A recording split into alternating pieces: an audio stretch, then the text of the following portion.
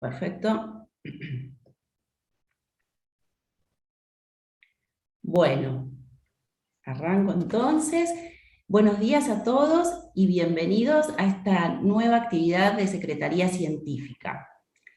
En sintonía con uno de los temas que está trabajando Secretaría Científica en referencia a los puntos de inflexión en temas como sexualidades, género y diversidad, se pensó en armar este encuentro con dos colegas de gran trayectoria y experiencia en el tema, como son nuestras invitadas, la licenciada Analía Gual y la licenciada Nora Woskovoynik, que van a hablarnos de un tema sumamente actual y convocante para los analistas, que es el de las diversidades en la niñez y adolescencia. Me acompaña también para recoger todas las preguntas y comentarios del público en las redes para favorecer el diálogo con las invitadas, Miguel Erglis. Voy a hacer una breve presentación de Analía y Nora para aquellos que no las conozcan y después las vamos a dejar hablar a ellas, que es lo que más nos interesa para después poder iniciar el intercambio. La licenciada Analía Gual es licenciada y doctora en Psicología por la Universidad de Buenos Aires, miembro de la Asociación Psicoanalítica Argentina y especialista en niños y adolescentes. Integra actualmente la Directoría de Niñez y Adolescencia de FEPAL y el Foro de Investigación en Psicoanálisis e Investigación en APA. Es docente titular del Seminario Clínica de Niños y Adolescentes de la Maestría en Psicoanálisis APA-USAL. Es profesora en la Facultad de Psicología de la Universidad de Buenos Aires, coordinadora de un programa asistencial interdisciplinario y directora de la investigación Problemas de aprendizaje, tratamientos de niños, niñas y jóvenes con problemáticas complejas, en sede en el Hospital de Clínicas de la UBA.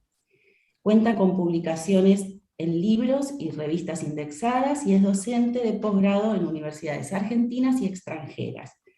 Es supervisora clínica en el Hospital Psiquiátrico Infanto Juvenil Tobar García y colabora en la edición en inglés de la revista Calibán.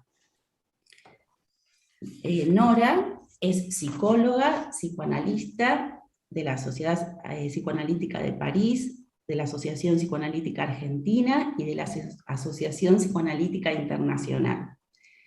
Es presidente de la Sociedad Argentina de la Primera Infancia, SAPI. Miembro de CIPA, Coordinación Internacional de Psicoanalistas, Psicoterapeutas y miembros asociados que trabajan con personas autistas, y coordinadora de la CIPA Latinoamericana. Profesora adjunta de la Cátedra de Clínica de Niños y Adolescentes de la Universidad de Belgrano, docente invitada del Seminario de Huellas del Sujeto Psíquico y de la Subjetividad en el Cuerpo, en los Síntomas y en la Vida Cotidiana, de la Maestría en Estudios Interdisciplinarios de la Subjetividad, Facultad de Filosofía y Letras, Universidad de Buenos Aires. Docente invitada en la carrera de especialización en Psicología Clínica de Niños y Adolescentes en la Facultad de Psicología UBA. Seminario de Interdisciplina y Formación Básica en Disciplinas Conexas. Autora del libro El Desarrollo Emocional de 0 a 3 años de UNICEF. Autora de muchos artículos publicados en distintas publicaciones nacionales e internacionales. Así que bueno, ahora les vamos a dar la palabra primero a Analía Gual y después va a hablar Nora Woskovoynik. Gracias. No, buenos días, yo agradezco mucho la invitación de la Secretaría Científica, también, bueno, felicito la creación del foro sobre diversidad, y bueno, esta invitación también surgió a raíz de una presentación que yo hice en la Asociación Psicoanalítica de Córdoba, así que bueno, algunas de las filminas que yo presenté las voy a volver a presentar porque me parece importante. Con Nora decidimos hacer una presentación conjunta, somos amigas y discutimos mucho de estos temas y en general compartimos perspectivas similares acerca de la clínica con con bebés, niños y adolescentes. Y bueno, lo primero que quería decir es que este es un campo en construcción, la experiencia que tenemos es relativa, vamos teniendo experiencia, tanto en consultas, yo particularmente en supervisiones o en acompañamiento de casos también del exterior, también en las supervisiones en el Hospital Tobar García, la verdad que estamos viendo muchos casos, muchos entran por guardia. Y bueno, me parece que es un tema a partir de ese trabajo. Yo me puse en contacto con gente del Ministerio Público Fiscal, que están en el tema de defensa de derechos, la identidad de género es un derecho para nuestra ley. Y bueno, hicimos una capacitación en género en el programa asistencial que yo coordino, y bueno, seguimos construyendo en este campo, y con muchas preguntas, así que, bueno, en principio lo que vamos a hacer con Nora es una presentación donde yo me voy a ocupar de tomar algunos de los aspectos normativos, de cómo son nuestras leyes, y sobre todo de las recomendaciones que me llegaron por ser coordinadora de un equipo asistencial.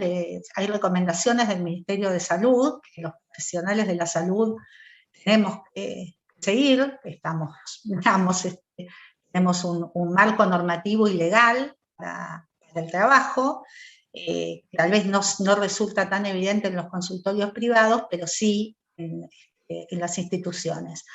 Así que les voy a compartir, esto es bastante nuevito, estas recomendaciones son de junio, julio de este año, son las más nuevas, así que en primer lugar voy a compartir como los aspectos más salientes.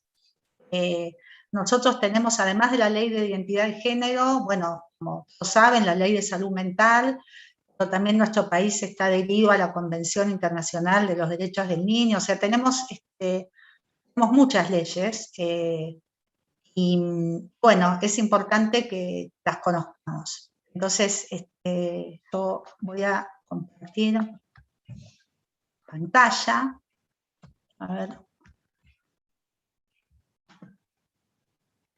si puedo presentar.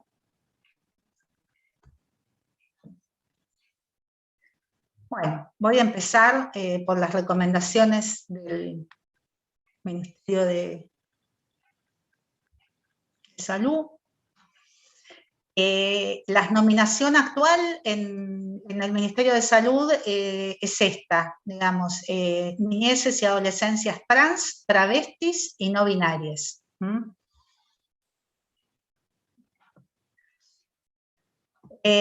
Bueno, acá están la definición de identidad de género, ¿no? Es la vivencia interna e individual del género, tal como cada persona la siente, la cual puede corresponder o no con el sexo asignado al momento del nacimiento.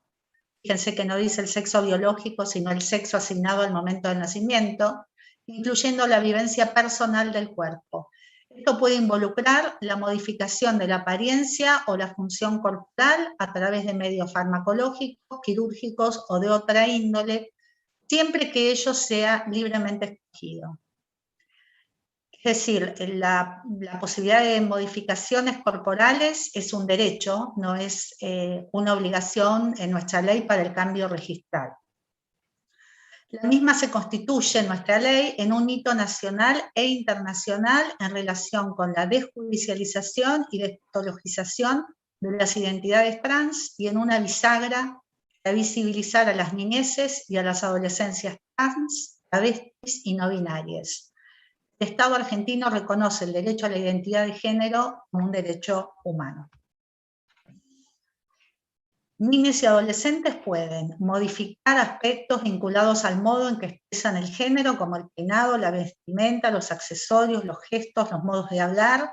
Pueden elegir un nuevo nombre, pueden vincularse desde el juego con roles de género asociados socialmente a su identidad, pueden manifestar deseo o interés por realizar modificaciones o intervenciones en relación a la corporalidad, especialmente a partir de la pubertad.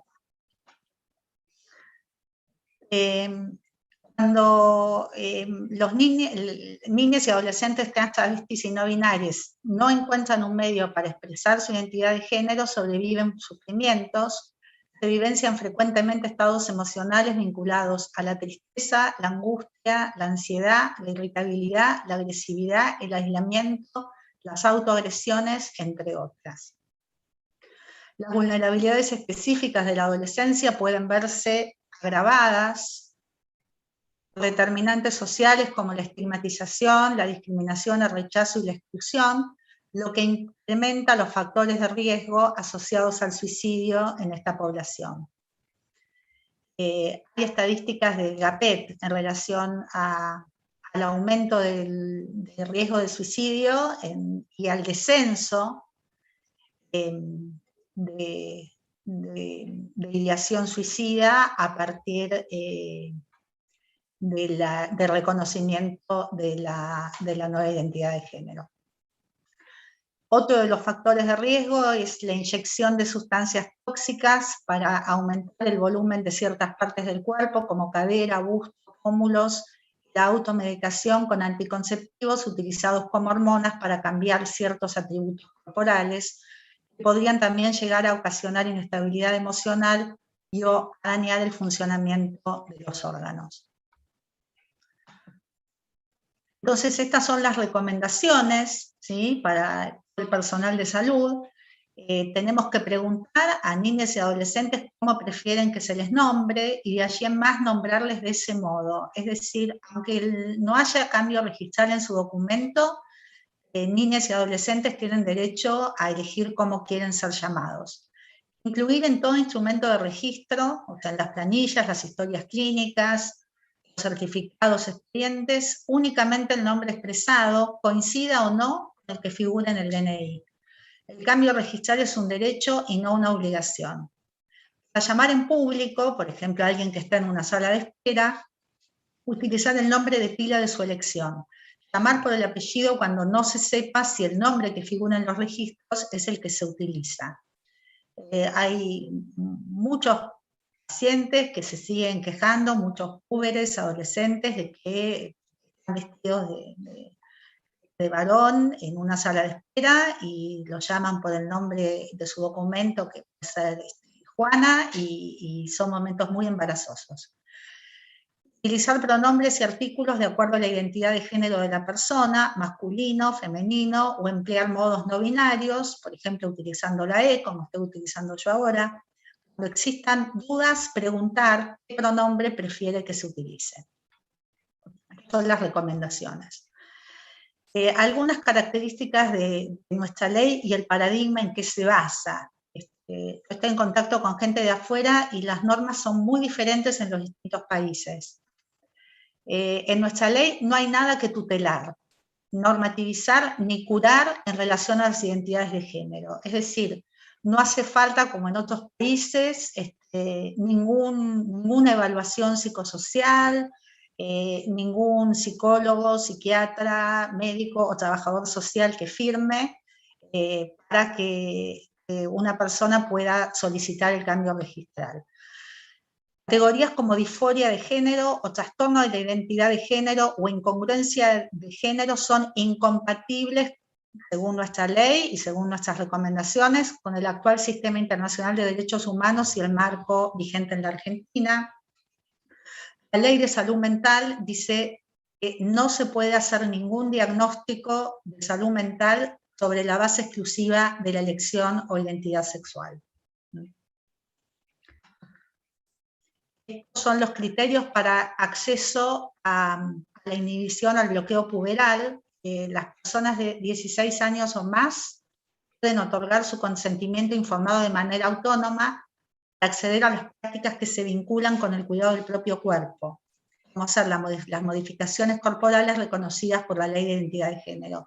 Esto figura en el Código Civil, o sea, las personas de 16 años o más pueden solicitar anticonceptivos, pueden solicitar un aborto. Esto es por la capacidad progresiva de nuestras, que incorpora el nuevo código. Los adolescentes entre 13 y 16 pueden brindar su consentimiento en forma autónoma, a menos que se trate de prácticas que puedan implicar un riesgo grave para su salud o su vida. En ese caso, lo que necesitan es un adulto referente.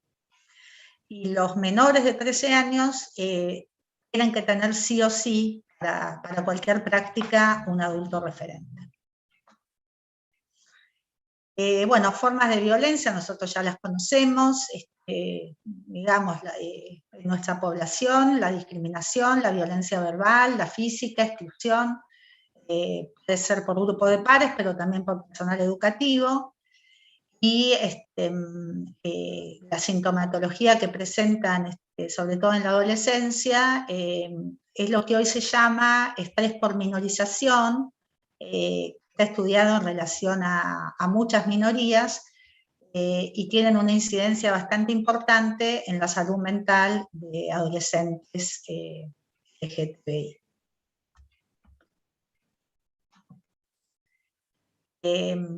Otra de las recomendaciones es no dar por sentado que adolescentes heterosexuales o que se definen heterosexuales en el presente no tienen ni tendrán prácticas sexuales diversas. Muchas veces los deseos y las prácticas no responden a lo que uno imagina, por eso es necesario no dar nada por sentado. Los deseos personales no son estancos, nosotros creemos que las personas son, pero en realidad las personas están siendo, es decir, la forma en la que experimentamos con nuestros cuerpos es un devenir imprevisible. Esto está en las recomendaciones del Ministerio de Salud. Cambia con las experiencias de las personas, van teniendo las experiencias a lo largo del tiempo. Bueno, yo ahora les voy a hablar, hasta acá, los aspectos normativos. Yo ahora les voy a hablar un poco a partir de mi clínica y bueno, de los intercambios que vengo teniendo con personas que trabajan en este área. No hay una sola narrativa trans, travesti o no binaria, que parece como sencillo, esto no es así. Hay muchas veces recibimos preguntas acerca de, bueno, cuál es la hipótesis explicativa o cuál sería la narrativa teórica acerca de qué explicaría una identidad trans, como si hubiera una narrativa o una hipótesis etiológica o una única manera de devenir, digamos, una identidad cisgénero. Esto, digamos, también tiene que ver con una idea de patologización, porque cuando pensamos qué es la etiología de una evolución trans, se puede pensar en patología y de ahí se piensa en correctivos, en la posibilidad de correctivos, ¿no? Es como una persona deviene trans implica necesariamente pensar en patología. En ese sentido, el saber proviene de cada caso y de los consultorios, y es en cada caso singular, y puede aparecer como un cuestionamiento personal en el transcurso de un análisis, como puede ser una determinada orientación sexual o no. Tenemos estadísticas, no sabemos todavía lo que esas estadísticas quieren decir. Hay una sobrerepresentación de niñas trans en pacientes con diagnóstico de autismo, en niñas adoptadas y en mellizos. No sabemos todavía qué significa. De los niños con cuestiones de género, el mayor porcentaje, digamos, de los que hacen consultas o están en equipos de lo que se llama salud transicional, el mayor porcentaje de esos niños no van a ser adultos trans, sino adultos homosexuales. El porcentaje de los niños que plantean, digamos, diferencias con el género asignado al nacer el porcentaje de las estadísticas actuales es de 12 a 27% de los que continúan con el deseo del cambio de identidad de género. La mayor parte de la población trans adulta refiere su autopercepción antes de los 9 años y muchos antes de los 4 años.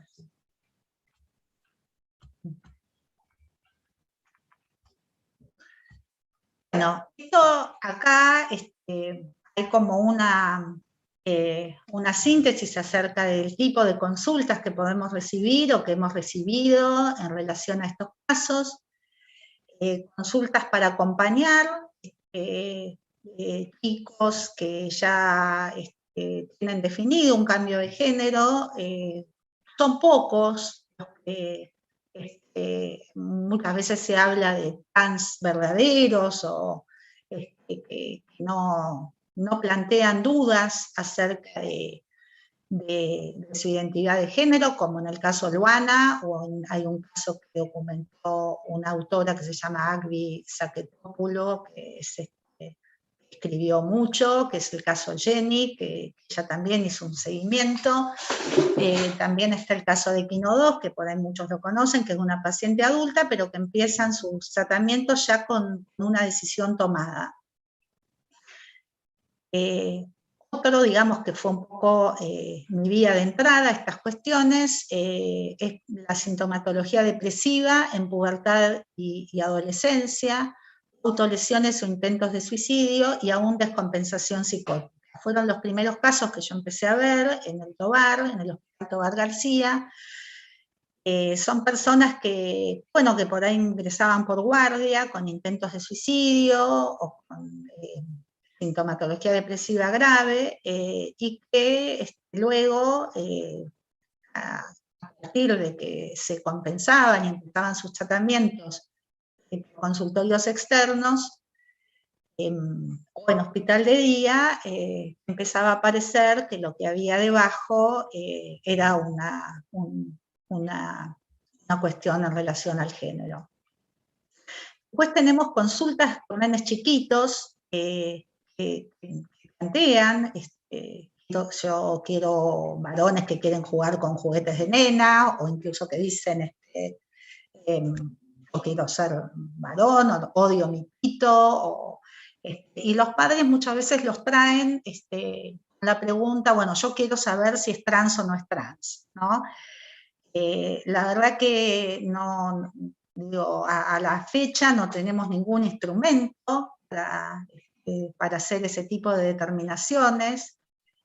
Pensamos que en la infancia el género es una exploración y sí, las recomendaciones son que los padres permitan esa exploración por distintos roles de género, y que además muchas veces se acompañan con presentaciones heterogéneas, con habilidades o inestabilidades identificatorias, con otro tipo de trastornos. Acá puse que acá nos toca hacer una desmitificación, porque muchas veces vienen con esas preguntas los padres, bueno, usted dígame, ¿no? Como si uno pudiera como aplicar la hora de juego trans o algo así.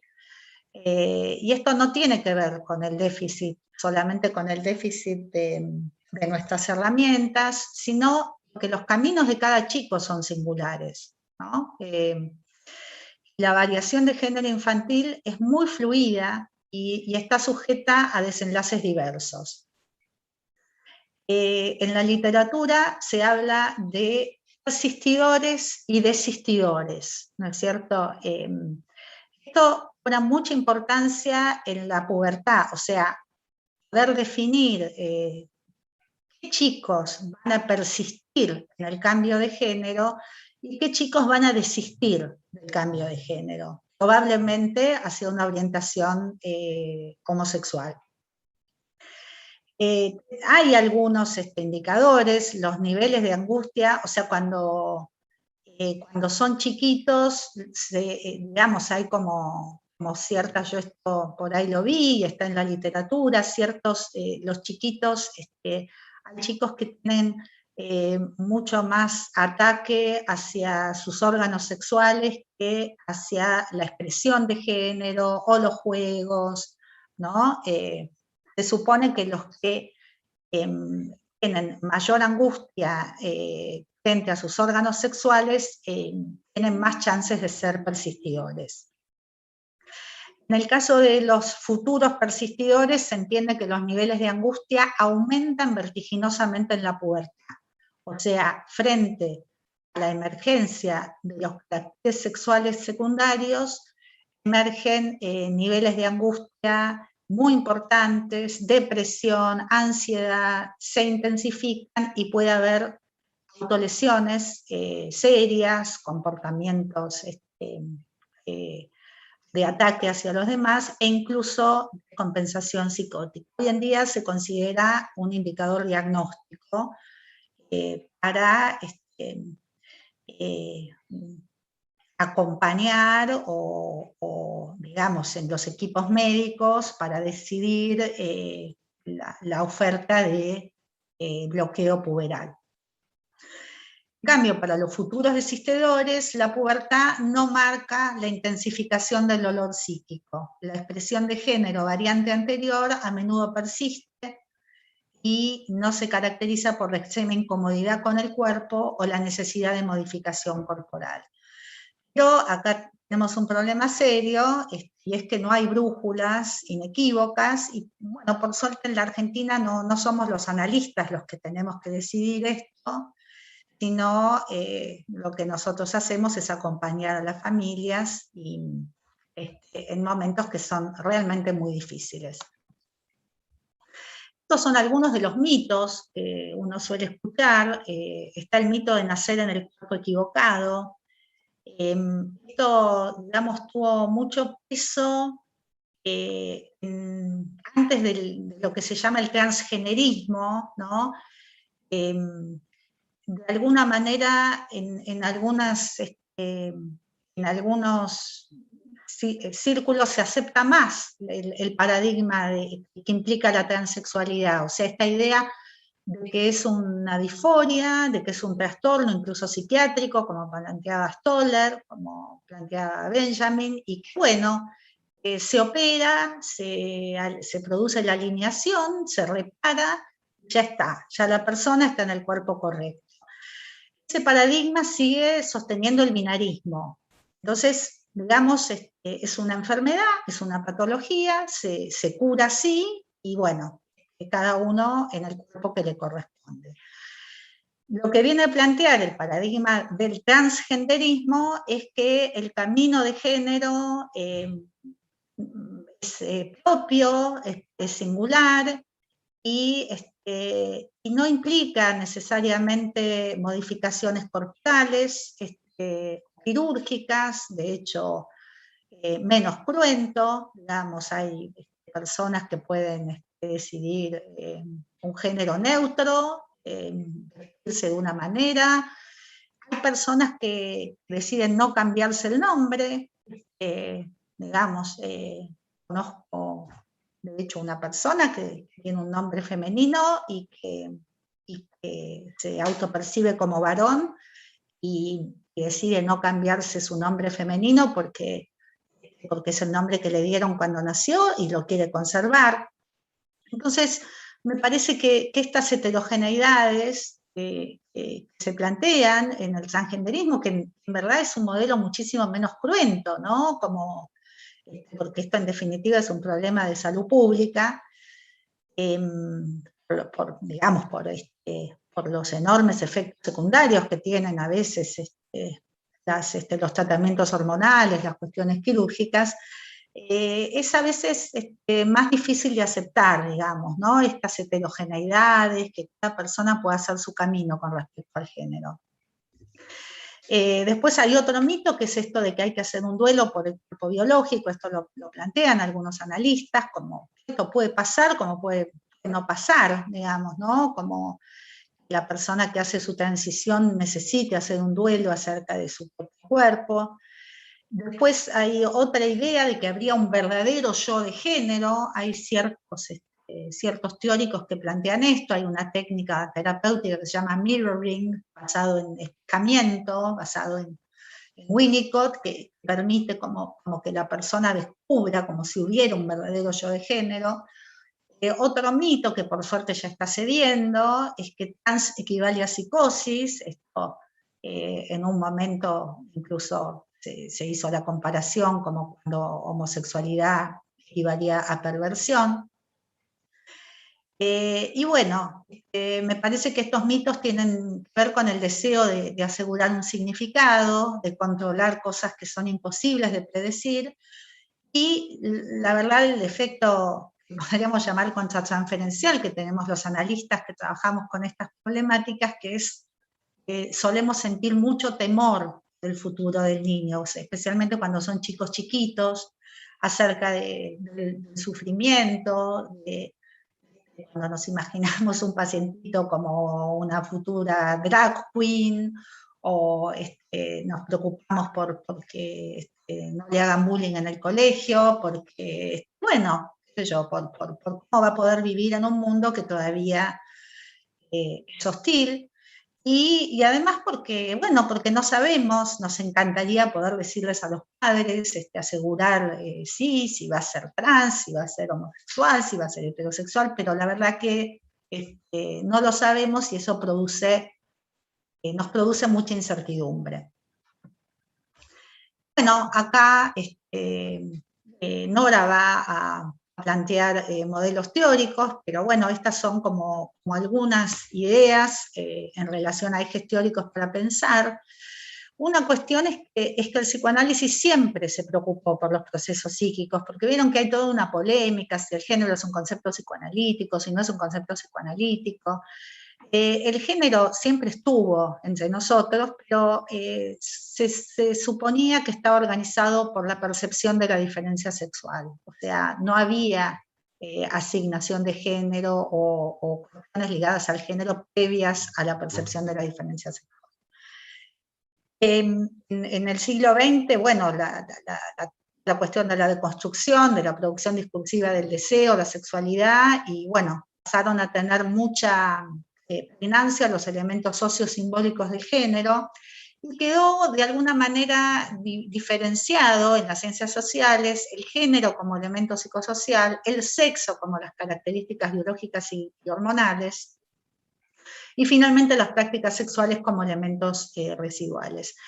Este es el paradigma no es el paradigma del transgenderismo, que sostiene un cuerpo anatómico, medicalizado, biológico, hormonal, y que esto es lo que se vino a cuestionar con el transgenderismo, con esta idea que yo les decía antes de que cada persona puede tener su propio camino de género.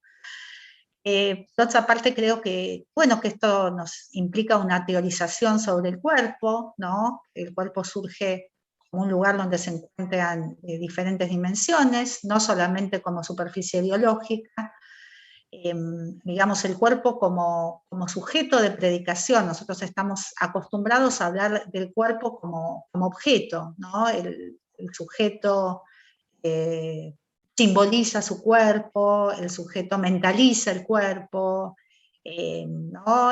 Y bueno, por ahí tenemos que empezar a pensar el sujeto el cuerpo como producción, ¿no? Como sede de producción de sentidos. Tenemos autores como Pierre Aulenier con el concepto de pictograma, como formas de representación, digamos, que implican fuertemente el cuerpo.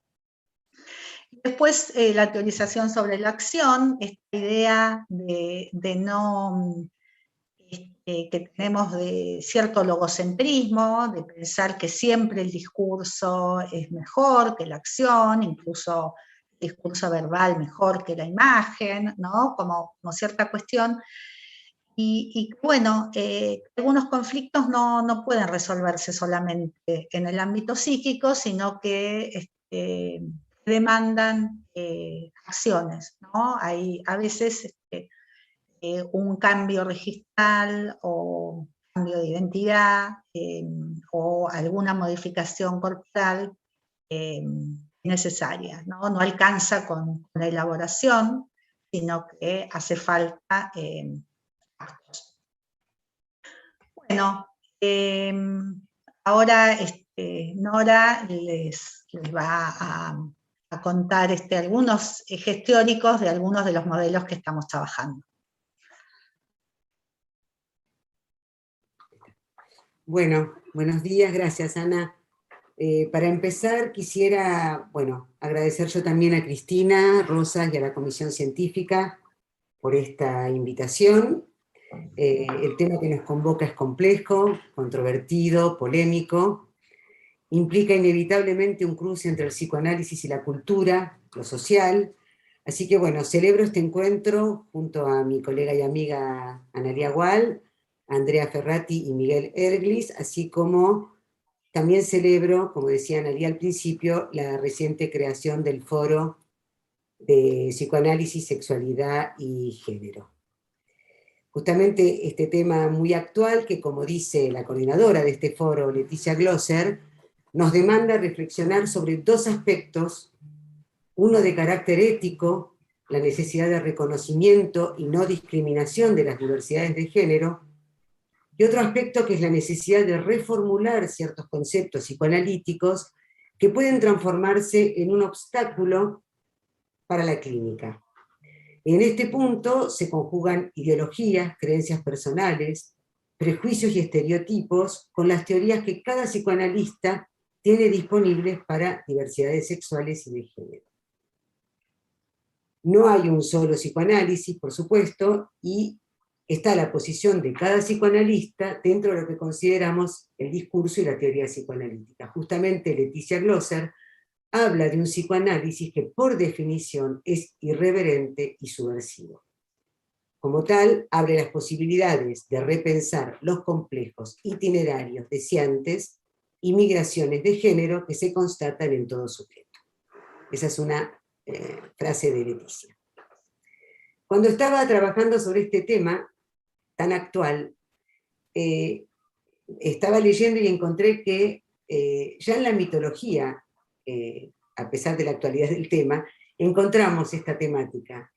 Entonces, por ejemplo, en el mito de Tiresias, al cual algunos llaman el primer transexual, que transicionó de hombre a mujer y luego nuevamente a hombre, y al cual la diosa Hera castigó con la ceguera por develar los secretos del goce femenino, o el mito de Andrógino, que aparece en el banquete de Platón, a través del discurso de Aristófanes.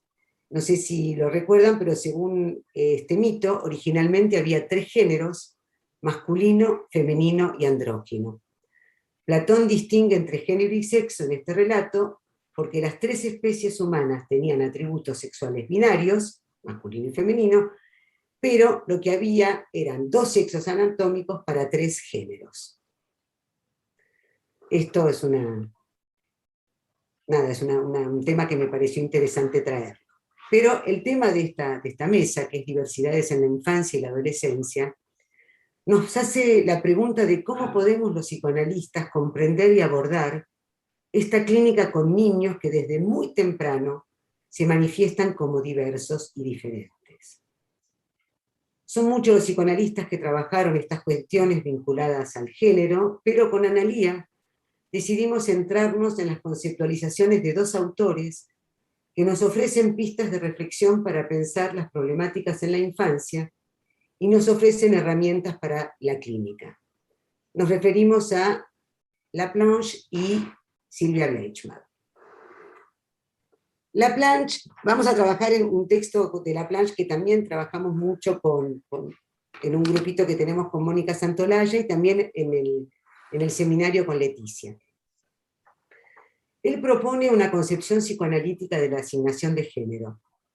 Tomando apoyo crítico sobre los trabajos de Stoller, desarrolla una minuciosa investigación sobre los textos de los feministas y los estudios de género, y acuerda con ellos en que el género es una construcción social que debiera ser rigurosamente diferenciada del sexo. Ahora, si el género es de origen social, ¿cómo es posible que desde la primera infancia se inscriba en el psiquismo bajo la forma de una identidad nuclear de género? Es la propuesta de Stoller, ¿no? Pero su respuesta va a diferir de la de Stoller en cuanto le concuerda un papel decisivo a los mensajes que el adulto le dirige al niño. De hecho, se interesa especialmente en la génesis de estas tres instancias, género, sexo y sexual, en la interacción entre el adulto y el niño. El niño, en presencia del adulto, lo que él llama la situación antropológica fundamental, recibe mensajes enigmáticos y debe traducirlos. Vayamos a las definiciones que están en la diapositiva.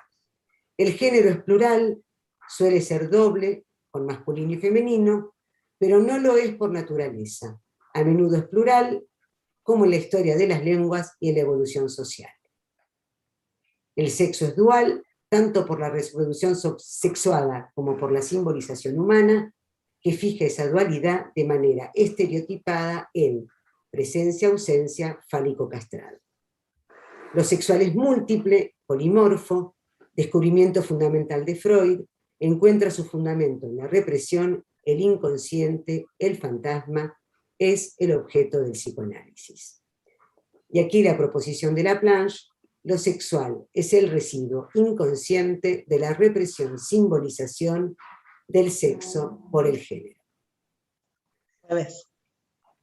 Para resaltar su concepción específica de la sexualidad, Laplanche acuña el neologismo francés le sexual, con A, en vez de E, que es la palabra en francés sexual se escribe con E, que toma de la palabra sexual théorie de Freud, que utiliza en 3 ensayos, porque en Freud sexual distingue lo propiamente sexual pulsional de la palabra alemana Geschlecht, no sé si la pronuncio bien, que significa sexo-género, lo sexuado. O sea que lo sexual se refiere a lo sexual perverso infantil previo a la diferencia de los sexos. Lo sexual es lo reprimido y es reprimido por ser sexual. Si bien el género es plural, la categoría social del género es binaria, masculino-femenino. Al igual que la categoría de sexo cae bajo la lógica binaria del falo, una lógica que borra o niega el polimorfismo y sobre todo las dimensiones inconscientes de la sexualidad.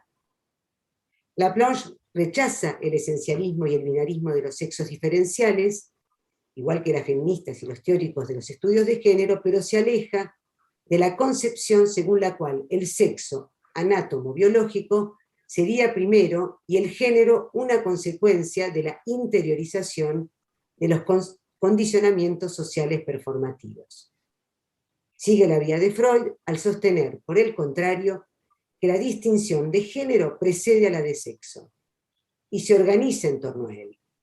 La primacía de la base biológica de lo sexuado se pone así en cuestión y el sexo, o en otras palabras, la diferencia de los sexos, proporciona el código que estructura el género atribuyendo el binarismo masculino-femenino. La asignación del género es, citando a Laplanche, y esto es una cita de él, un conjunto complejo de actos que se prolonga en el lenguaje y en los comportamientos significativos del entorno, por lo que la fórmula de Freud en el yo y el ello de identificación primitiva con el padre de la prehistoria personal se transforma para Laplanche en identificación por el socius de la prehistoria personal. Esto significa que el movimiento de identificación primario proviene de un otro, que ya no es el padre, puesto que el niño aún no hace distinción de sexos, sino el conjunto de las figuras familiares insertas en su contexto social. Esto es un tema muy interesante en Laplanche, como no es identificación con, sino identificación por, y que nos viene del otro. También está el concepto de mensaje enigmático, que ocupa un lugar esencial en la obra de Laplanche, retomando la teoría de la seducción del primer Freud, que hace también referencia a Ferenczi con la confusión de lenguas entre adultos y el niño, sostiene la teoría de la seducción generalizada, para la cual la sexualidad es implantada en el recién nacido por las acciones del cuidado materno. Acciones que son necesarias por la prematuridad del cachorro humano, que no puede sobrevivir sin una persona adulta que lo auxilie, como decía Freud en el proyecto, Nebenmensch, como él lo llama, ¿no? El próximo auxiliador. Pero la comunicación de la madre y de los otros cuidadores, estos mensajes preconscientes conscientes dirigidos al niño que se comunican en una relación de apego, no pasan tan solo por el lenguaje del cuerpo, de los cuidados corporales, está también el código social, los mensajes del socius. Ellos son especialmente los mensajes de la asignación de género, pero también son portadores de mucho ruido. Es lo sexuado, y sobre todo lo sexual pulsional de los padres, lo que viene a hacer ruido en la asignación. Y ahí dice Laplanche, digo principalmente lo sexual pulsional, pues defiendo mucho esta idea de que finalmente, en presencia del niño, los adultos van a reactivar sobre todo su sexualidad infantil. Así, el adulto es siempre un seductor que implanta lo sexual en el niño, al tiempo que el niño es llevado a convertirse en hermeneuta, traductor de estos mensajes. Se encuentra en una posición activa y creativa de traducción de significantes enigmáticos para dar lugar a su propio bricolage de género. El niño toma prestado los códigos de la cultura como soporte narrativo y ayuda a la traducción. Como nos dice de Jour, aquí entra en juego el universo de lo mítico simbólico, que incluye códigos como los clásicos del complejo de Edipo, el asesinato del padre o el complejo de castración, así como otros esquemas narrativos como los cuentos de hadas o los relatos épicos, y que ayudan al niño a encontrar un lugar en la familia, la comunidad, el socius. Nos ayudan a historizarnos. Estas estructuras narrativas colectivas y otras similares en otras culturas no están inscritas en el aparato psíquico del lado de lo reprimido, como comúnmente se supone, sino del lado de lo que reprime. Es decir, están inscritas no del lado de lo sexual, sino del lado de lo que reprime lo sexual. La traducción de estos mensajes por parte del niño se organiza en las teorías sexuales infantiles, y lo que queda sin traducir se sedimentó en la forma de inconsciente sexual, residuo que tiende a volver luego como exigencia de destraducción, retraducción, pero también como pregunta, como enigma, como resto incomprendido y excitante que en adelante llega ya no del exterior, del socius, sino del interior. El inconsciente sexual reprimido es entonces una consecuencia indirecta de esta traducción. Así lo sexual, con A, corresponde a lo sexual pregenital, perverso infantil, es autoerótico porque no depende del objeto sino de la fantasía inconsciente. Su propia esencia es el hecho de que está prohibido, por lo tanto reprimido, y esta sexualidad freudiana se opone pues a la sexualidad genital, a la de la reproducción sexuada. Resumiendo entonces, podemos decir que Laplanche reconoce un estadio genital precoz, previo a la castración, en el que es posible una distinción de géneros anterior de una diferencia de los sexos. Su autorización muestra que el género precede al sexo y que el sexo, o más bien la diferencia, el reconocimiento de la diferencia, organiza el género confiriéndole una binariedad que no le es propia, sino que deriva del binomio fálico-castrado en el complejo de castración. El complejo de castración, de hecho, no se basa en la oposición entre los sexos biológicos, sino entre presencia o ausencia del falo, que define la lógica fálica, la lógica del tercero excluido. La diferencia entre los sexos, junto con el complejo de castración, están en el origen de la represión de la sexualidad infantil. En resumen, la identidad de género del niño es el resultado de la traducción de significantes enigmáticos según el lenguaje binario del sexo en su versión genitalizada. Los restos de la traducción constituyen el inconsciente sexual. Laplanche termina su texto abriendo la pregunta, que nos interesa mucho, de saber si la universalidad del complejo de castración, en su oposición lógica y rígida fálico-castrado, es ineludible. Si no existen modelos de simbolización más flexibles, más múltiples, más ambivalentes. Para terminar con Laplanche, me gustaría decir, con respecto a la consecuencia en la pubertad y en la entrada del mundo de la sexualidad adulta, las cuestiones acerca del género vuelven con fuerza y reactivan estos residuos no traducidos de los mensajes de asignación que tienden a retornar bajo la forma de una sed de buscar traducciones más elaboradas de los enigmas relativos a la identidad de género o bajo la forma de una exigencia de trabajo de destraducción, retraducción de los mensajes de asignación depositados durante la infancia. Acá, según Deleuze, el stock de las versiones mitosimbólicas constituye un recurso ampliamente utilizado por los adolescentes, en particular gracias al cine y a Internet. Pero la ayuda a la traducción es sobre todo cosa del grupo de pares, que se convierte, al parecer, en un elemento decisivo de la evolución de los adolescentes en relación al género. Hasta aquí la planche. Por su parte, Silvia Bleichmar, haciendo trabajar los postulados de este autor respecto de la fundación exógena de la pulsión y su teoría de la seducción originaria, define el encuentro entre el cachorro humano y el adulto como radicalmente asimétrico, por cuanto el bebé cuenta solo con montajes biológicos adaptativos y el adulto es un sujeto con inconsciente que opera sobre el bebé desde la interacción de dos sistemas presentes en los modos de ejercicio de la función materna, a la manera de lo que ella llama un doble conmutador. Según Bleichmar, esta es la gran paradoja de la función materna. En el momento que satisface necesidades, incluye excitaciones. Introduce en ese movimiento algo que no estaba previsto en el programa de la naturaleza, produciendo una profunda alteración de los modos automáticos de descarga. La acción específica queda totalmente subordinada a los modos de recomposición representacional excitante que son atravesados por líneas de investimento relacionadas con el deseo.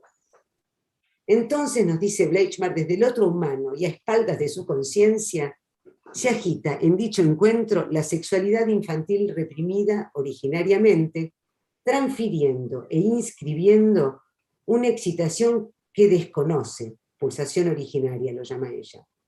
Este proceso no es otro que el de la implantación misma de una fuente pulsional. Pero a la vez, desde su sistema preconsciente-consciente regido por el narcisismo, aportará constelaciones representacionales organizadas al modo del proceso secundario. El otro adulto ejerce de esta manera su prioridad parasitando sexual y representacionalmente a la cría, nos dice ella, haciendo estallar los marcos de lo autoconservativo e inscribiendo sexualidad en sentido amplio, excitaciones inevacuables que van a devenir exigencias de trabajo psíquico y condición necesaria para la complejización del aparato psíquico. La sexualidad humana no nace entonces en continuidad con lo biológico, sino en decalaje de lo traumático de ese plus, de esa excitación imposible de evacuar. Desde los sistemas narcisistas, la madre propicia ligazones, posibilitando investimentos, sosteniendo una propuesta identificatoria que posibilita la unificación narcisista, es el narcisismo trasvasante, como ella lo llama, que inviste al niño amorosamente, ofreciendo un proyecto que sostendrá la posibilidad materna de rehusamiento en un segundo tiempo del ejercicio autoerótico que ella misma ha instaurado. Propone 3 tiempos en la constitución de la identidad. Un primer tiempo en el cual se produce la atribución de identidad, ¿eres niña o niño? Esta primera identidad de género no asume aún un carácter genital, no se sostiene en el reconocimiento de la diferencia anatómica, pero ya implica un posicionamiento en relación con la bipartición en cuyo interior el otro significativo determina los rasgos identitarios correspondientes. Este primer tiempo, dice Silvia, en el cual se marca el que es en el núcleo del yo y se instalan los atributos que la cultura considera pertinentes para uno u otro sexo, coexisten con el polimorfismo perverso y es anterior al reconocimiento de la diferencia anatómica. La identificación primaria le proporciona al infante un género que asumir, Es el adulto portavoz de lo social quien sostiene esta propuesta identificatoria al ofertar contenidos representacionales. Esta atribución del género ocupa un lugar central en la Constitución yoica. Los atributos de género, como entramado simbólico de la cultura en la cual se inserta el infante, se instalan en el yo ideal, configurando un modo de ser que otorga un enclave narcisista, y en este punto Bleichmar retoma, otra vez a Laplanche, el concepto de metábola, que posibilita pensar que la propuesta identificatoria del adulto a cargo difiere con los resultados identificatorios de parte del niño, destacando el rol activo de este último en la capacidad de descomposición y recomposición de dichas propuestas.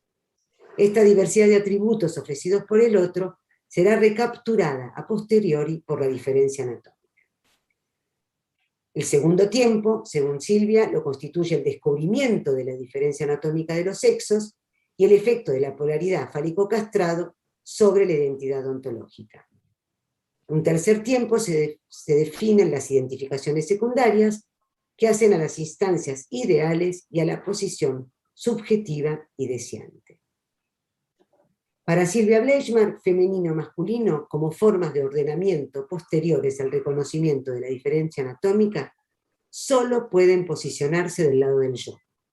La identidad de género entrará en interjuego con los deseos inconscientes por un lado y con el reconocimiento de la diferencia anatómica por el otro, con diferentes niveles de conflictividad. Solo el yo es capaz de calificar los deseos como homosexuales o heterosexuales, ya que en el inconsciente los deseos no están articulados alrededor de la diferencia anatómica. Con respecto a las problemáticas de género en los niños, Bleichmar marca una diferencia esencial entre el travestismo, como ella lo llama, que se produce antes del reconocimiento de la diferencia anatómica, o sea, antes de los más o menos 3 años, y el que se produce después. Y ella dice que cuando es anterior, implica una búsqueda de recubrimiento envolvente de las membranas yoicas a modo de segunda piel por la falla primaria, mientras que en el travestismo posterior a este descubrimiento, el género entra en contradicción con el sexo. Hay casos muy interesantes de Silvia Bleichmar sobre este tema en el texto de las paradojas de la sexualidad masculina. Es un texto, hay casos muy interesantes. Bueno, estos 3 tiempos muestran un ordenamiento complejo de la asunción de la masculinidad y feminidad en sus diversas dimensiones y en la virtualidad de sus efectos para la psicopatología psicoanalítica. A Freud le gustaba especialmente los versos de Goethe que dicen: lo que has heredado de tus padres, adquiérelo para poseerlo, y en este sentido los niños y las niñas no se limitan a reproducir las pautas que reciben, sino que a través de un proceso de reproducción interpretativa son co-constructores de su propia infancia, actuando como actores reales en la vida social y participando de su transformación. Por eso, para nosotros como psicoanalistas, y como decía recién Analía, poder escucharlos sin interpretar según nuestros propios constructos, nuestros paradigmas y nuestras interpretaciones, dejar al niño transitar por los géneros, que pueda hacer esas experiencias, legitimar el sentimiento del niño, acompañar a las familias, no patologizar ni etiquetar, en una edad donde todo, como decía Analía, se está construyendo, ya que, y también retomando lo que decía Analía, la discriminación es continua para quienes se apartan de la heterosis normatividad, discriminación que es sufrida a lo largo de todo el trayecto vital, pero que tiene sin dudas mucho impacto durante la niñez y la adolescencia. Entonces, acompañar el sufrimiento psíquico singular, visibilizar estas realidades despatologizándolas, ayuda a evitar el sufrimiento de los niños, adolescentes y de sus familias. Quisiera terminar con una frase de Silvia, de este mismo texto, donde dice: solo intento abrir un camino posible para que nuestras hipótesis teóricas y nuestro trabajo clínico no queden atrapados en las redes del tiempo y liberen en lo posible sus aspectos más fecundos para un psicoanálisis capaz de ponerse al servicio de los modos de sufrimiento de los tiempos que nos toca vivir. Muchas gracias. Bueno, a ver, ahí está.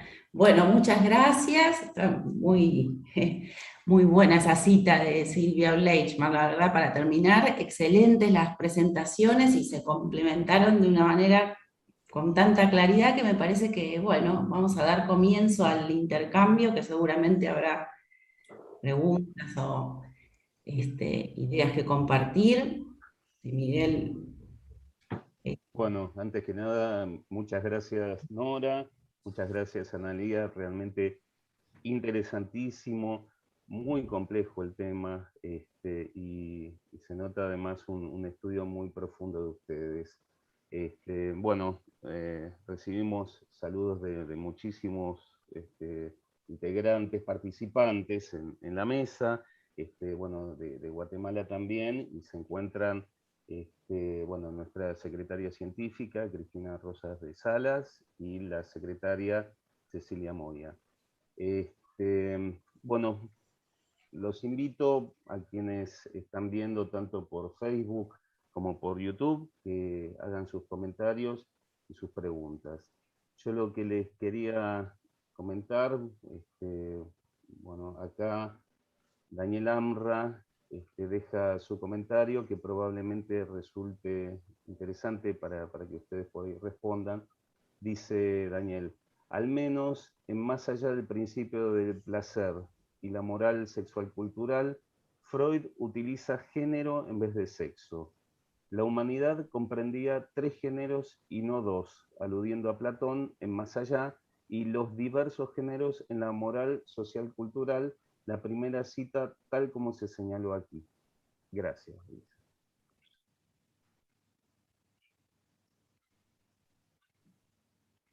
Sí. Bueno, ahí Azucena Montano diciendo la tarea del psicoanalista, acompañar, así se las ve operando sobre el tema. Bueno, nos quedamos a la espera de quien quiera hacer preguntas. Bueno, Analía y Nora, si quieren hacer alguna aclaración. Acá está preguntando Cristina.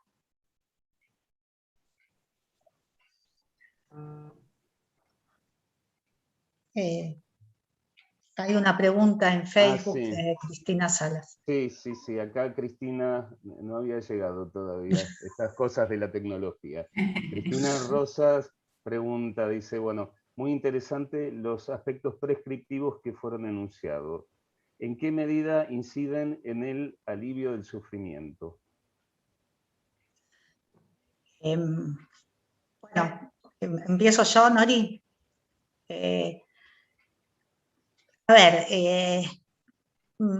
esta es una temática sumamente compleja. Además, no sé, lo que tenemos que tener en cuenta es que no estamos hablando de gente lejana, rara, extraña, que anda por ahí, sino que estamos hablando de nuestros hijos, de nuestros sobrinos, ¿no? Como cada vez más nos encontramos con estos caminos de género, ¿no? Diversos a los modos de subjetivación a los que estamos acostumbrados. Creo que es un problema que tiene consecuencias éticas, consecuencias teóricas, consecuencias políticas y muchos aristas. Entonces, a mí me parece que los elementos prescriptivos son muy importantes justamente porque me parece que están coincidiendo dos mundos simbólicos. O sea, hay un mundo simbólico donde todavía, digamos, se sostienen los modos de subjetivación edípica como los únicos posibles o pensables o saludables, y, como decía Laplanche, modos de subjetivación más amplios, como decía Nora, ¿no? Porque estos son códigos culturales, o sea, el código del binarismo es un código que nos sirve para organizar nuestra sexualidad, nuestras prácticas sexuales, nuestras identidades, pero hay muchos otros códigos. De hecho, no sé, hay tribus, yo hablaba con gente de Porto Alegre, en las afueras de Porto Alegre, hay muchísima gente de los cultos orillás, donde hay una bisexualidad constitutiva, donde la identidad de género muta. O sea, lo que tenemos que incorporar es que esto que decía Nora, que me parece que recoge mucho la teoría de Laplanche, de que los códigos forman parte de lo represor, digamos, ¿no? Entonces, de lo represor y lo simbolizador a la vez, o sea, lo que nos sirve para organizar, ¿no? Eso que organiza puede ser múltiple. Estamos en un mundo en coexistencia. Entonces, me parece que nosotros seguimos pensando en rosa y celeste, y hay una cantidad de personas que no entra. Entonces, me parece que lo único, digamos, cuando hay esas novedades, me parece que lo que ayuda son los marcos normativos. O sea, nosotros tenemos leyes que van por delante de los cambios culturales. Entonces, las leyes lo que implican es la posibilidad de hacer lo que se llama acción afirmativa. O sea, yo no elijo, yo no decido, no es una decisión mía si yo quiero reconocer y aceptar que un nene juegue muñecas. No es algo que tengo que decidir yo. Es un marco normativo. Me parece que en la medida en que los cambios sociales vienen por detrás, las recomendaciones o los marcos normativos ayudan a la cuestión ética, ayudan a la cuestión de reconocimiento, ayudan a dar visibilidad a problemáticas que generan un crecimiento enorme, ¿no es cierto? Bueno. Sí, yo estoy totalmente de acuerdo con lo que dice Analía, y estaba justo pensando ahora, a medida que la escuchaba, de una situación clínica. No quiero entrar en el caso, pero me acordaba porque es un chiquito de 4 años que está en jardín maternal, que, digamos, juega los juegos de nena, juega con muñecas y no le interesa ni jugar al fútbol, ni jugar con pelotas, ni con autitos. Y el otro día, hace un tiempito, ya tiene 5 en realidad, llegó y me dijo, Nora, necesito que vayas a hablar a mi escuela, porque los que tienen problemas son ellos que no me aceptan.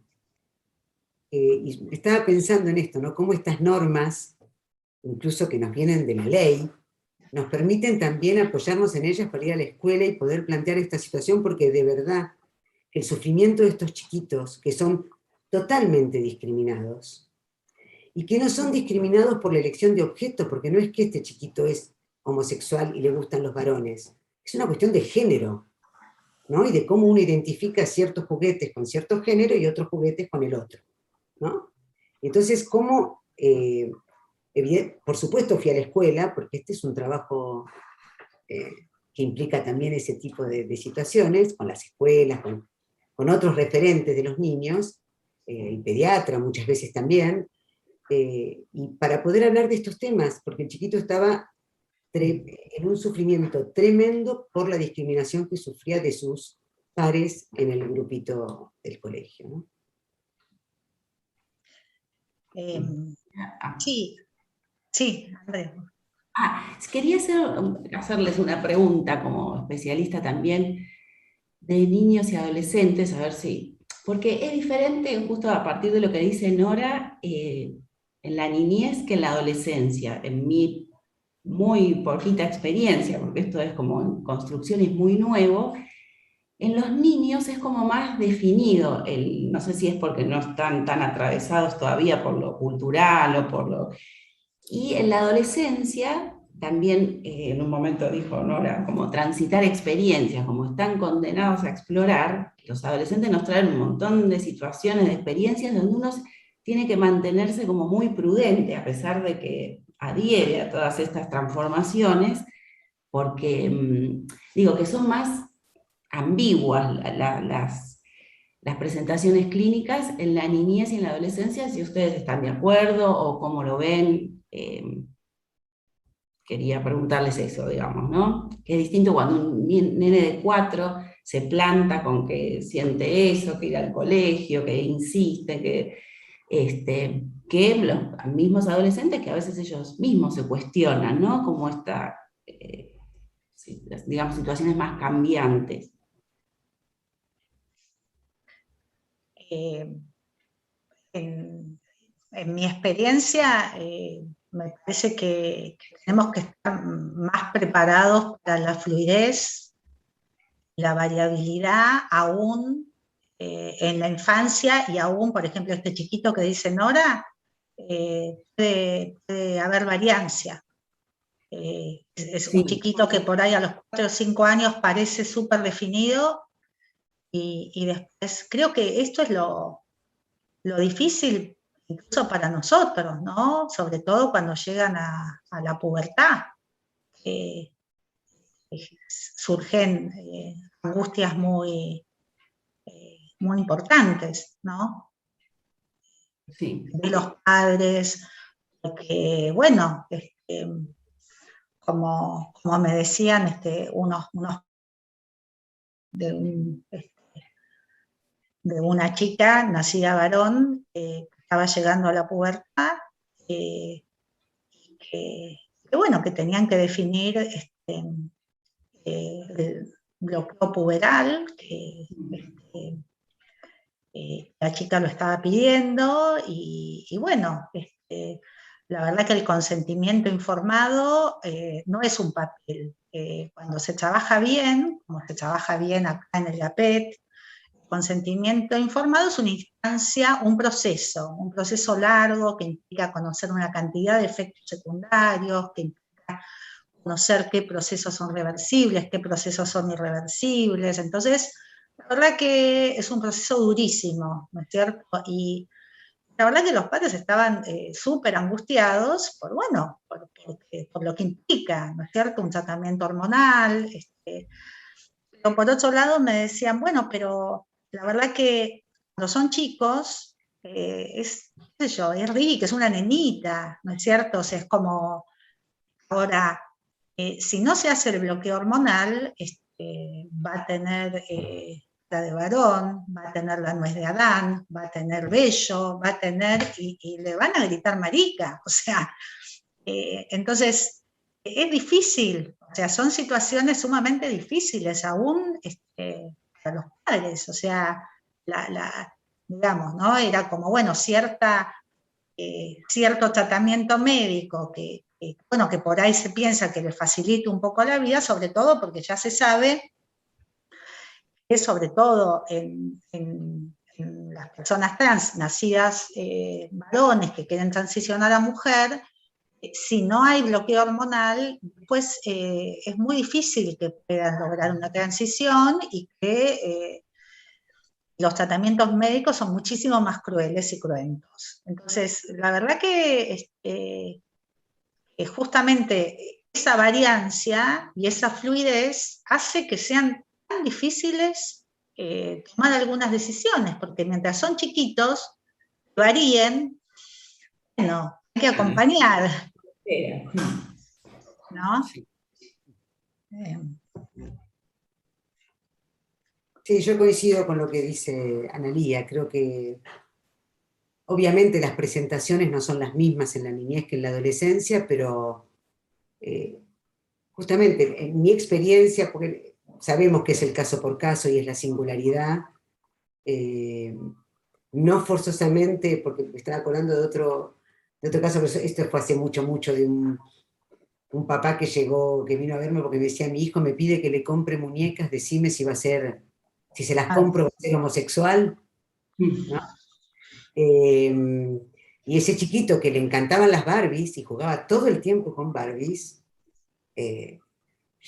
digamos, hoy es un hombre de casi 20 años, es cis, es hombre, es heteronormativo, le gustan las mujeres, pero me acuerdo de ese papá muy angustiado porque este chiquito solo jugaba con Barbies cuando era niño, ¿no? Y la idea de, che, ¿va a ser homosexual?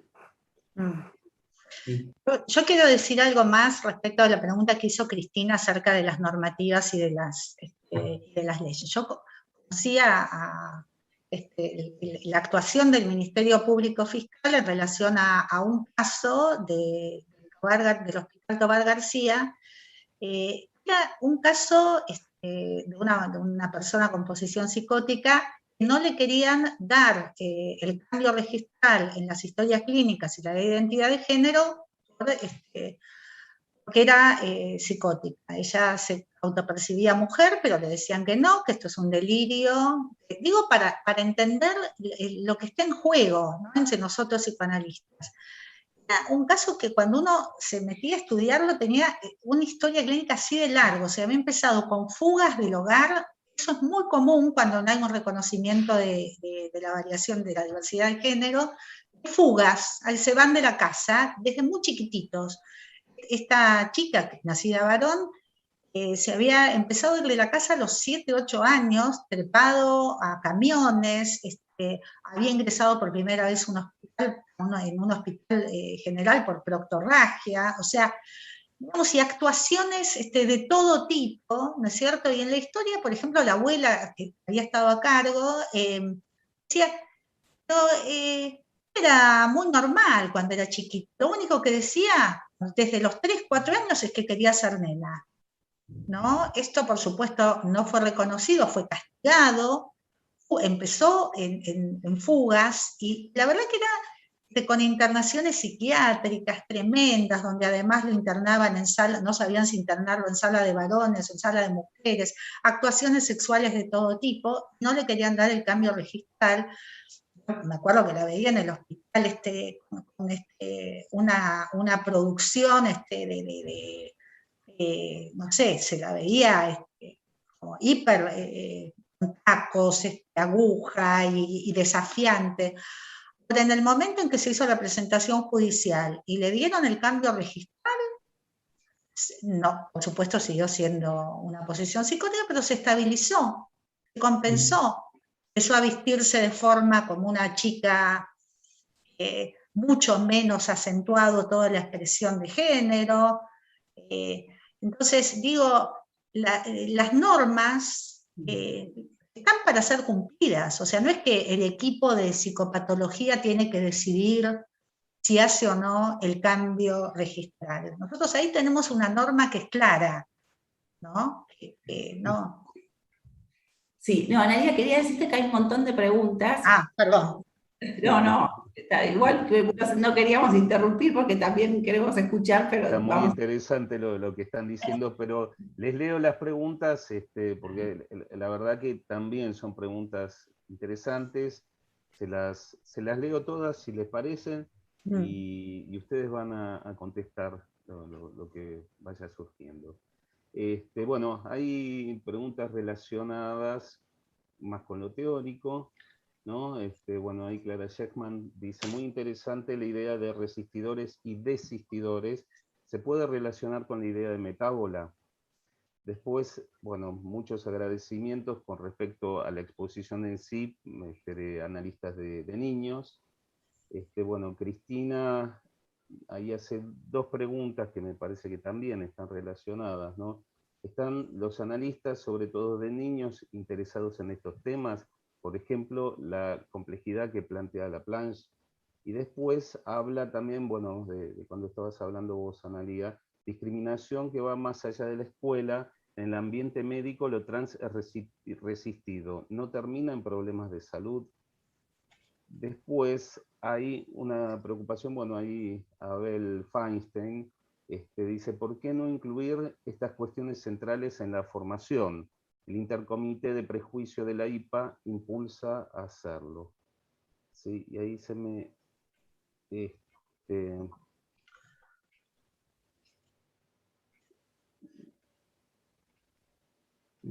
sí. Bueno, Cristina vuelve a decir, acuerdo con Ani, las normas son para ser cumplidas. En estos temas, como los otros, el argumento de esperar también es un mito. Bueno, así que han generado un montón de preguntas. Sí, un montón. Quedan 10 minutitos, pero bueno, vamos a tratar de de ver cómo podemos sintetizar tantas. Ahí está. ¿Sí?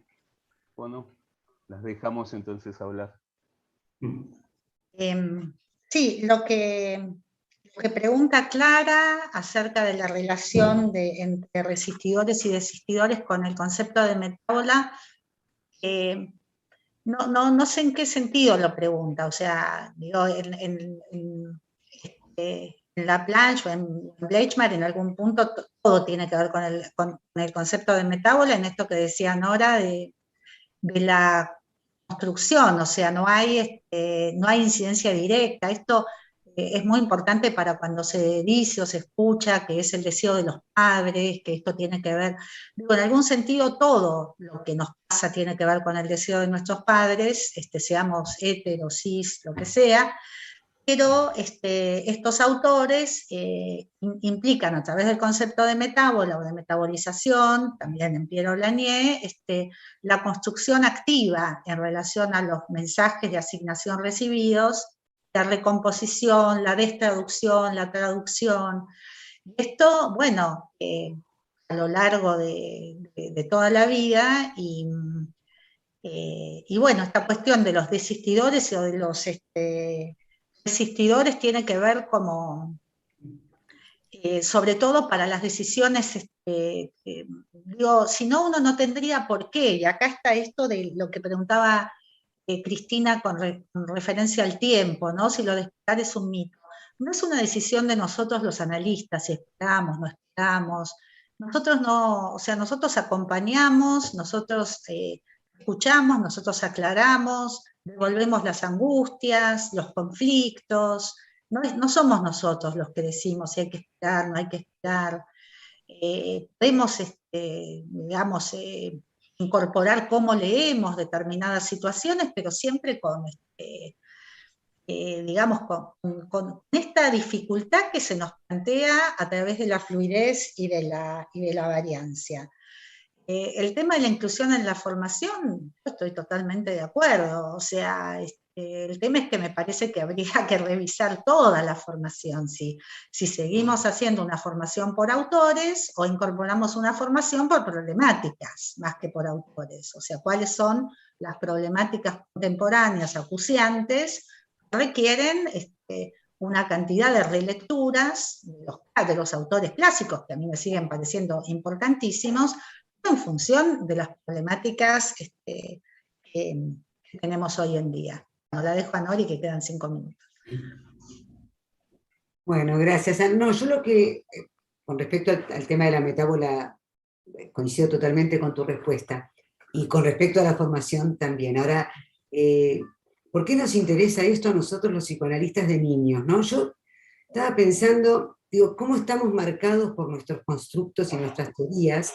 Que nos preocupa, por ejemplo, si un niño, o sea, la transformación en el cuerpo con respecto a la sexualidad, y por ejemplo, hay también niños que vienen con un sufrimiento enorme porque son obesos y sufren discriminación por el cuerpo, y entonces quieren cambiar de cuerpo, no de hombre a mujer, sino de gordo a flaco, y el deseo más profundo que tienen, o la transición, no sé, como Michael Jackson, de ser negro a ser blanco. Digamos, todos tenemos un cuerpo y todos nos vamos acomodando, no somos nuestro cuerpo, sino que poseemos un cuerpo y vemos qué hacemos con ese cuerpo que tenemos, y por ahí, digamos, coincidir con un ideal, como nos decía al principio también Analía en su presentación, es, digamos, o lo decías también anoche, Analía, en tu presentación sobre la adolescencia, ¿no?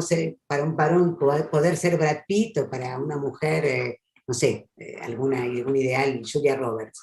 Digamos, todas estas transformaciones que tienen que ver con el cuerpo y que pueden implicar una intervención quirúrgica. Por ejemplo, un hombre que siente que tiene tetillas demasiado grandes, se las opera para que su cuerpo corresponda más a la imagen del cuerpo masculino ideal. O sea que yo creo que toda esta cuestión también tiene que ver con esta manera nuestra, como fuimos nosotros en nuestra cultura, criados para ver todo con esta modalidad binaria de mujer, hombre, femenino, masculino, y que en realidad este tema nos confrontan un montón de problemáticas, no solamente las infancias o las adolescencias no binarias o transexuales, ¿no? Esto de la transformación del cuerpo y qué implica, qué representa nuestro cuerpo para nosotros, ¿no? Bueno, y el tema del espejo, o sea, hay un montón de cosas que podríamos hablar a partir de estos temas. Yo quiero decir una sola cosita más, y es que, a ver, yo creo que se escuchan muchas cosas, ¿no? O se leen cosas de lo que pasa en Europa, la cantidad de que se llaman detransitioners, o sea, los que desistidores una vez que ya transicionaron y que ahora se encuentran con, ¿no? Y yo quiero decir que nosotros en Argentina tenemos una seriedad, los psicoanalistas que estamos trabajando con estos temas, no está en lo que se llama high traffic, digamos, de las clínicas de trastornos de género. O sea, cuando leen esas cosas, o sea, hay que pensar que en algunos lugares estas clínicas donde van los chicos y se utiliza el protocolo hormonal en primera línea, entonces se aplica, digamos, casi por default un protocolo cuando llega un chico y se le aplica la inhibición puberal, sin... Entonces, claro, o sea, después tienen una cantidad de arrepentidos, ¿no es cierto? Entonces ahora están prohibiendo el bloqueo hormonal previo a los 18 años, con lo cual no tiene ningún sentido ningún bloqueo hormonal, porque, digamos, a los 18 años ya están todos los caracteres sexuales secundarios desarrollados. Entonces, la verdad que quiero remarcar tanto nuestra ley que es poner en el mundo, como la seriedad con que nosotros estamos tratando estos temas, digamos, ¿no? De no apurar, tampoco esperar, pero sí pensar en los instrumentos médicos y legales que tenemos al servicio del sufrimiento, digamos, ¿no? No imponiendo, no haciéndoles el lobby a los laboratorios que por supuesto quieren vender sus hormonas, sino realmente tratando de escuchar, de contener, de sostener, de abrir, ¿no? De abrir posibilidades, y eso la verdad que a mí me parece bueno, valioso, y es una de las cosas que hace nuestro psicoanálisis siempre en punta, ¿no? Bueno, parece que terminamos, ¿no?